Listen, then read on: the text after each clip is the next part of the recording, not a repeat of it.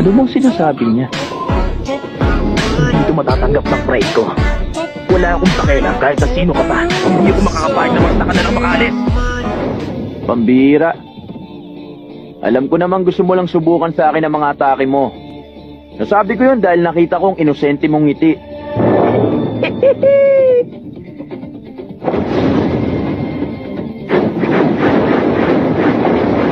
Ano sa tingin mo?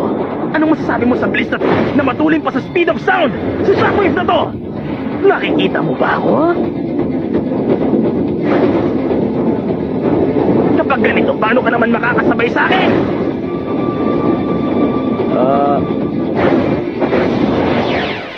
Pwede na ba ako umuwi? Windblade kick! Oh!